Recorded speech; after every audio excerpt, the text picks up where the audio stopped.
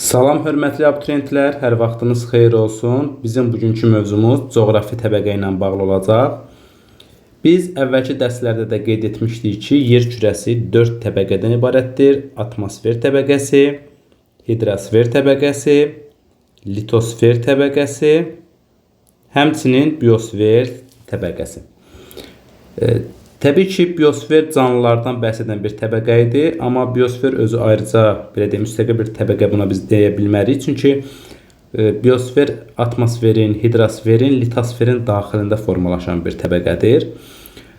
Biz bilirik ki, canlılar litosferin üst hissəsində, yəni yer qabığında yaşayırlar. Baxın, gələcək üst hissəsində, yəni yer qabığında. Atmosferin əsasən alt hissəsində, yəni əsasən troposfer qatında canlılar formalaşırdı. Hidrosfer isə bütünlüklə, yəni okeanın ən dərin nöqtələrinə qədər demək olar ki, canlılar mövcuddur və bunların biz hamısını birlikdə adlandırırdıq coğrafi təbəqə. Və coğrafi təbəqənin də qalınlığı bildiyimiz kimi 50-55 kilometr təşkil edirdi. Amma coğrafi təbəqə əlbəttə ki, birdən-birə formalaşmayıb, müəyyən dövrlərdə, müəyyən mərhələlərdən keçmişdir. Biz coğrafi təbəqənin formalaşmasını 3 təbəqəyə bölə bilərik. Birinci mərhələyə biz deyəcəyik biogenə qədərki mərhələ. Bu ən uzun mərhələdir, 3 milyard il davam etmişdir. İkinci mərhələ biogen mərhələsidir, 580 milyon il davam etmişdir. Üçüncü mərhələ isə antropogen, müasir dövr, yəni ki, Homo sapiensin, ağıllı insanın yaranmasından bu günə qədər olan dövrə biz müasir dövr deyirik ki, 40 min il əvvəldən ta indiyə qədər davam edən bir mərhələdir. Gəlin indi bu mərhələlərə biz bütünlüklə birlikdə baxaq. Əlbəttə ki, biz biogenə qədər mərhələ dedikdə söhbət arxey və preterozoi eralarında baş verən hadisələrdən biz danışa bilərik ki, yəni ki, arxey və preterozoida baş verən hadisələr həmçinin biogenə qədərki mərhələdir. Biz bilirik ki, arxey və preterozoi dövründə bakteriya və göbələklər, ibtidai tək hüceyrələr, yosunlar, tək-tək onurğasızlar əmələ gəlmişdir. Həmçinin bu dövrdə sərbəst oksigenin miqdarı çox az olmuşdur, əsasən karbon qazı çox olmuşdur. Hələ ki, bu mərhələdə canlıların sayı, yəni növ tərkibi çox az olmuşdur. Əsasən bakteriyalar, ibtidai tək hüceyrəlilər, yosunlar, tək-tək onurğasızlar əmələ gəlmişdir. Biz biogen mərhələsi dedikdə isə yadda saxlayaq ki, bura oldu biogenə qədər. Biogenə qədər. Biogen mərhələsi isə yadda saxlayaq ki, paleozoy, mezozoy və kaynozoy eralarını əhatə edir. Təbii ki, biz deyirdik ki, paleozoy erasında hansı hadisələr baş vermişdir? İynərpaqlar yaranmışdır, çırpaq toxumlar və ay döşəklər yaranıb bitkilərdən, suda quruda yaşayanlar, okeanda ilk balıqlar, quruda ilk bitkilərin yaranması və onurğasızların inkişafı, həmçinin sürünənlərin yaranması. Sürünənlər. Düzdür, sürünənlərin əsas inkişafı mezozoy erasında olacaq. Amma əsas yaranması isə, formalaşması isə paleozoy erasındadır. Həm də biz bilirik ki, paleozoy erasında ilk quru parçamız olan Pangeya 2 hissəyə bölündü. Hansı hissələrə bölündü? Lavrasiya və Gondwana quru parçalarına parçalanmış. Həmçinin ilk okean olan Pantalasın isə sahəsinin artıb azalması müşahidə edilmişdir. Biz daha sonra mezozoy erasına keçid edək. Mezozoy erasında əlbəttə ki, hansı canlılar yarandı? Örtülü toxumlu bitkilər yarandı, məməlilər yarandı, quşlar yarandı, sürünənlərin daha geniş şəkildə yayılması və dinozavrların nəslinin kəsilməsi bu eraya təsadüf etmişdir ki, bu da biogen mərhələsinə aiddir. Həmçinin biz bilirik ki, Lavrasiya Şimali Amerika və Avrasiyaya, Gondwana isə Afrika, Avstraliya, Antarktida, Cənubi Amerika, Ərəbistan və Hindistan yarımadalarına bölünür.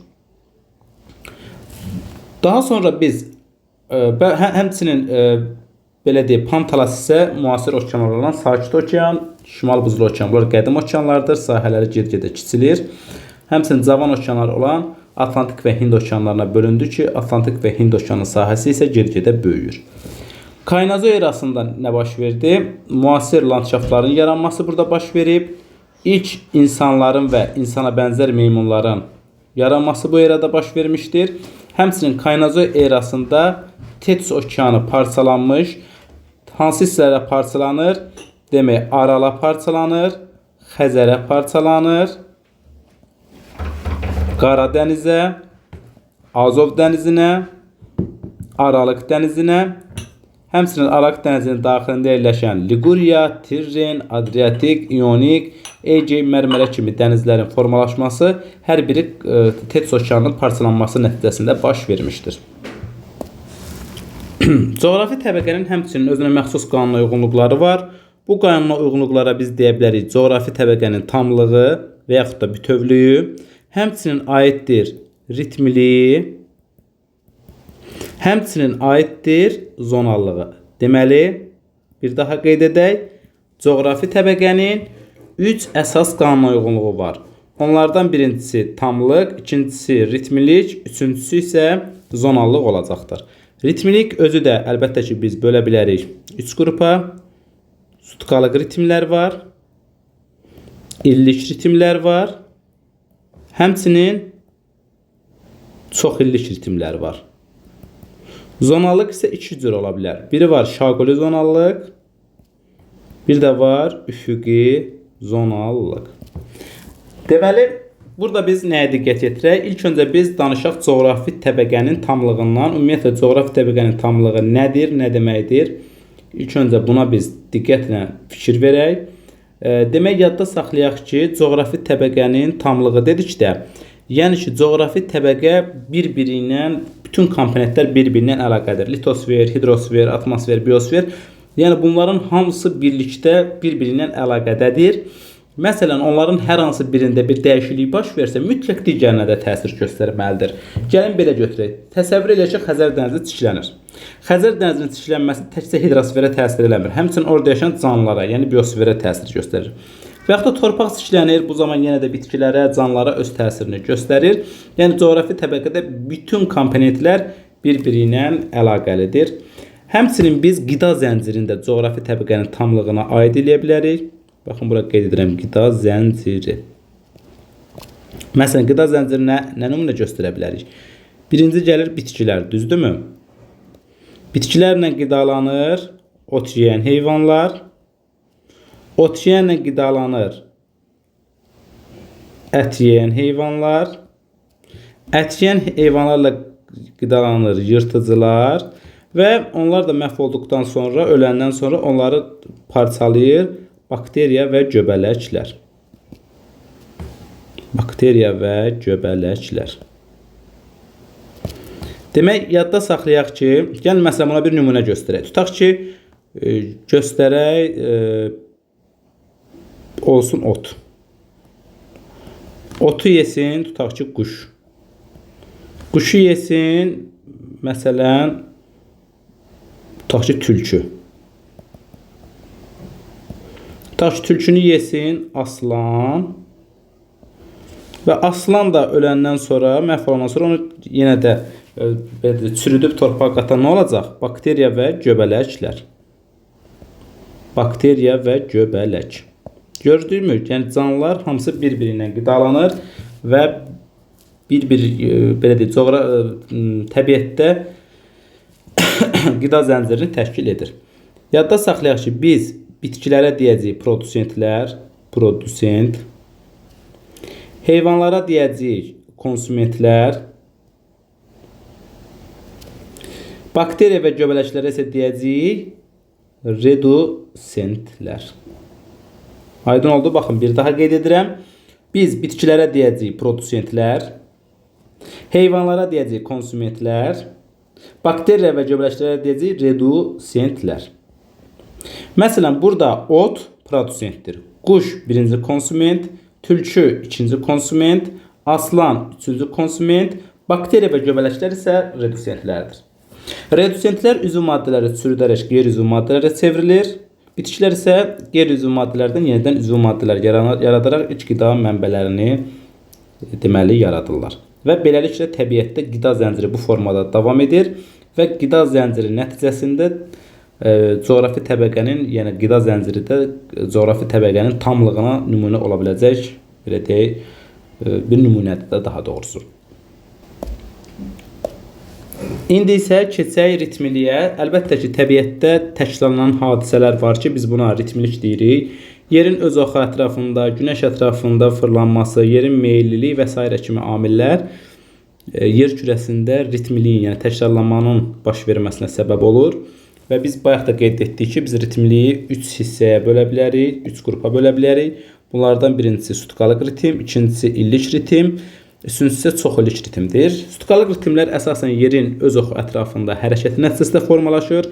Gün ərzində təkrarlanan hadisələr, məsələn, günün çıxıb batması, yəni ki, gecə-gündüzün yaranması, şehin düşməsi, dənizlərdə qabarma və çəkilmənin baş verməsi, briz küləkləri, yəni gün ərzində istiqamətini 2 dəfə dəyişən küləklər və ya da dağdara küləklərinin formalaşması, bunlar sutkalıq ritmdir. Çünki bu hadisələr gün ərzində təkrarlanan hadisələrdir. İllik ritmlərə biz nə nümunə göstərə bilərik? Məsələn, məhsulların yığımı, qarın əriməsi, çayların buz bağlaması, fəsillərin dəyişməsi, əsasən yerin günəş ətrafında hərəkəti nəticəsində ilin formalaşması, fəsillərin dəyişməsi, musson küləklərinin il ərzində 2 dəfə istiqamətin dəyişməsi, il ərzində temperaturun, yağıntıların illik gedişi, bitkilərin illik həyat fəaliyyəti, bunlar hər biri aid olacaq illik ritmə.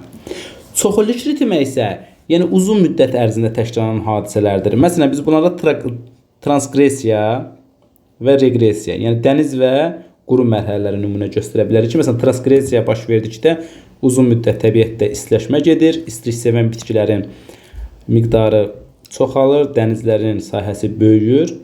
Reqressiyada isə əlbəttə ki, quru mərhələsidir. Bu zaman qurunun sahəsi böyüyür, artıq soyuqlaşma baş verir və soyuğa davamlı heyvan və bitkilərin yayılması genişlənir. Bu, yəni uzun müddət ərzində davam edən bir prosesdir və yaxud da 4-cü dövr buzlaşması, yer kürəsində iqlimin dəyişməsi, çünki iqlim özü çoxillik bir prosesdir, buzlaşmaların, dağım ilə gəlmələrin, platformaların formalaşması və s. Bunlar hamısı aid olacaq çoxillik ritmə. Zonalıqdan danışsaq, bayaq da qeyd etdik. Zonallıq, yəni yerin günəş ətrafında hərəkəti nəticəsində günəş şüalarının düşmə bucağının dəyişməsi, həmçinin rütubətin dəyişməsi nəticəsində yer kürəsində təbii zonalar bir-birini əvəz edir. Biz buna əlbəttə ki, zonallıq deyirik. Zonallıq da 2 formada ola bilər. Üfüqi və təbii ki, şaquli zonallıq. Üfüqi zonallıq dedikdə, baxın, diqqət yetirin, ekvatordan görürsünüz qütblərə doğru təbii zonalar bir-birini əvəz edir. Məsələn, həmişəyaşıl ekvatoral meşələr, savannalar, dəyişkən rütubətli meşələr, zod yarpaqlı meşələr, səhralar və s. Fikir versək, bu haradan baş verir? Ekvatordan başlayaraq qütblərə doğru təbii zonalar bir-birini əvəz edir. Yadda saxlayaq ki, biz buna deyəcəyik üfüqi zonallıq. Yəni, ekvatordan qütblərə doğru əgər təbii zonalar bir-birini əvəz edirsə, biz buna deyəcəyik üfüqi zonallıq. Üfüqi zonallıq əsasən düzənli ərazilərdə, məsələn, Şərqi Avropa düzənliyi, Qərbi Sibir, Orta Sibir düzənliyi, Amazon ovalığı, bir sözünə düzənli ərazilərdə yadda saxlayaq ki, üfüqi zonalıq baş verir. Amma dağlıq ərazilərdə isə, məsələn, burada Böyük Qafqaz, Kiçik Qafqaz, Naxçıvan hissəsi, Kiçik Qafqazın Naxçıvan hissəsi, həmçinin Talış dağlarında gördüyünüz kimi landşaftların bir-birini əvəz etdiyini görürük. Tutaq ki, Böyük Qafqaza biz baxsaq, yarım səhra, quru çöl, dağ çölləri, dağ meşələri, subalp çəmənlikləri, alp çəmənlikləri, subnival və nival landşaftların bir-birini əvəz etdiyini görə bilərik. Həmçinin yadda saxlayaq, bunlar azonal amillərdir. Yəni, dağlıq ərazilərdə zonallıq yox, azonallıq amil özünü göstərir. Yəni, hündürüyə doğru landşaftlar bir-birini əvəz edir. Bu isə yadda saxlayaq ki, şaqulidir. Yəni, bizə şaquli zonalığın baş verəcək ərazilər seçin dedikdə biz dağlıq ərazilər seçməliyik. Amma düzənli ərazilərində, həmçinin ekvatordan qütblərə doğru əlbəttə ki, üfüqi zonallıq özünü göstərəcəkdir. Həmçinin təbiətdə zonal və azonal amillər mövcuddur. Zonal amillər dedikdə, bunlar coğrafi enlikdən asılı olaraq dəyişən amillərdir. Bunlara biz iqlim, torpaq, bitki, heyvanlar və səth sular, əsasən yəni xaricdə baş verən hadisələrdir. Bunlar zonal amillərdir, coğrafi enlikdən asılı olaraq dəyişir. Azonal amillər isə əsasən yerin daxili ilə bağlı olan daxili qüvvələrin təsiri ilə formalaşan amillərdir. Yəni coğrafi enlikdən asılı deyil. Bunlara relyef formaları, suxurların tərkibi və yaşı, həmçinin yeraltı sular isə azonal amillərə daxil olacaqdır.